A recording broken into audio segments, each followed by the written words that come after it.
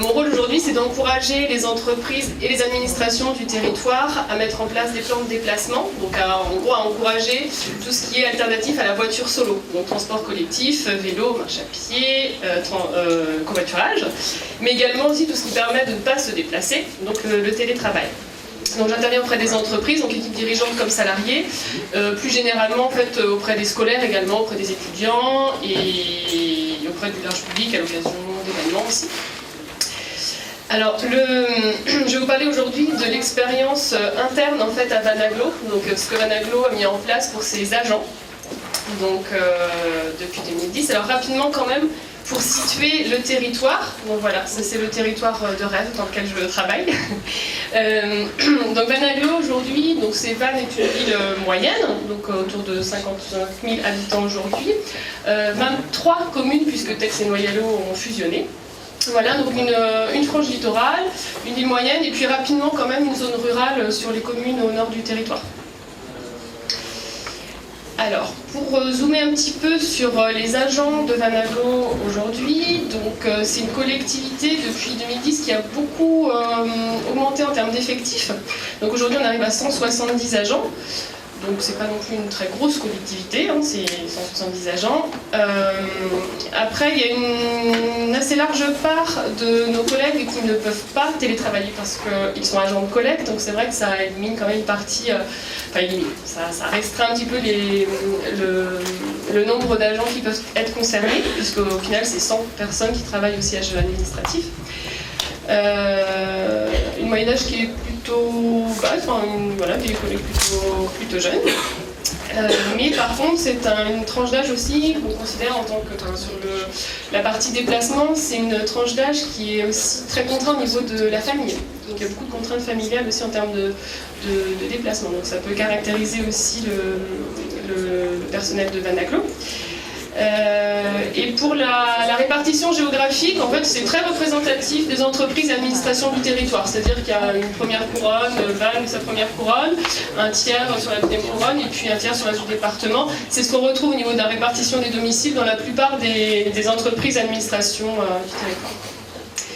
Donc en 2010, en fait, le télétravail a été lancé en même moment que le plan de déplacement d'entreprise. Donc en fait, pour Vanaglo, le télétravail a été très lié à sa politique en termes de déplacement en interne. Donc le plan de déplacement d'entreprise, il visait donc à encourager les agents à utiliser ce dont j'ai parlé tout à l'heure, c'est-à-dire la marche, le vélo, le covoiturage, les transports en commun. Donc l'objectif, surtout, c'était de diminuer l'impact environnemental des déplacements. Et il y avait aussi un souci d'exemplarité, puisqu'au même moment, Vanaglo lançait le conseil en mobilité auprès des entreprises. Donc l'idée, c'était de dire, on met un plan de déplacement d'entreprise chez nous, on va expérimenter, on va voir les difficultés qui peuvent apparaître, et ensuite on essaiera d'encourager les entreprises à faire pareil. Donc il y avait aussi un grand souci d'exemplarité. Alors rapidement, en fait, le télétravail a été très encadré. Avec donc plusieurs conditions, donc des fonctions dématérialisées, ça paraît assez évident, et avec une condition de distance, c'est-à-dire que les agents qui pouvaient télétravailler devaient habiter à au moins 50 km de leur lieu de travail. Et un temps de télétravail qui était limité aussi à 1 jour par semaine. Et 3 jours de présence physique par semaine minimum. Voilà, donc il y avait vraiment des conditions de définies. L'accord du supérieur hiérarchique. On reste quand même dans une structure où la hiérarchie est encore bien présente. Quand je vois les témoignages des entreprises précédentes, c'est un petit peu différent. Alors en 2014, il y a des gens qui me comprennent, c'est bien. Alors en 2014, on a fait un petit peu le bilan donc, de l'ensemble des mesures du PDE. Donc le PDE comptait 20 mesures. Donc l'ensemble a été évalué, donc il y a certaines actions qui ont été supprimées parce que devenues obsolètes ou déjà réalisées. Il y en a d'autres qui ont été mises en place. Et donc parmi ces mesures, donc, il y avait le télétravail, donc on a fait un petit peu le point sur le télétravail.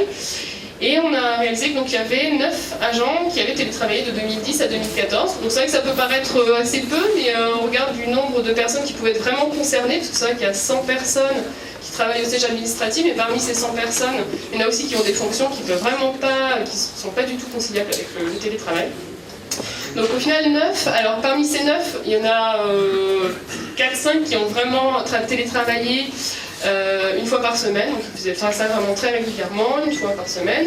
Et il y en a d'autres que c'était plus ponctuel, c'était une fois par mois, ou c'était pendant une période, ou voilà, c'était un peu moins régulier, mais au total il y en a 9 quand même qui ont pratiqué le télétravail. Et donc 35 000 km non parcourus, je l'ai précisé parce que pour rappeler que c'était toujours, pour nous, l'intérêt c'était lié quand même au déplacement, aux kilomètres non parcourus, aux émissions de gaz à effet de serre. Et ça nous permettait aussi d'argumenter auprès des élus et auprès des autres agents en disant c'est aussi une façon de ne pas parcourir ces kilomètres, donc d'avoir des économies d'émissions de gaz à effet de serre. Et une petite photo d'un collègue qui était très précurseur, qui était vraiment volontaire pour faire du télétravail, à l'occasion d'une journée sans voiture, justement pour illustrer un petit peu ce lien avec les déplacements. On a organisé une journée sans voiture, donc on avait invité les agents à nous envoyer leurs selfies pour montrer leur mode de déplacement qu'ils avaient utilisé ce jour-là par rapport à leur voiture d'habitude. Donc on a eu des selfies, puis Alain, qui n'est pas venu, donc il était en télétravail ce jour-là, nous a quand même envoyé son selfie pour montrer que lui s'était pas du tout déplacé, donc un mode de déplacement zéro émission de CO2, et montrer que c'était aussi l'intérêt. Alors là, je voulais un petit peu revenir sur les remarques qu'on avait pu entendre, et puis aussi les témoignages des collègues qui avaient pratiqué le télétravail. Je ne sais pas si c'est très clair en fait à l'écran. En fait, il y a eu, donc c'est vrai que je pense que tout le monde aujourd'hui pense que le télétravail c'est positif, voilà, il y a plein d'avantages, il y a eu un retour très positif et il n'y a pas de souci là-dessus.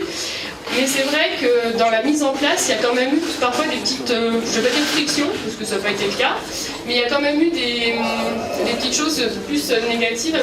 Par exemple, au début, je pense qu'il y a eu un certain sentiment d'incompréhension, puisque la plupart des agents qui télétravaillaient étaient des cadres.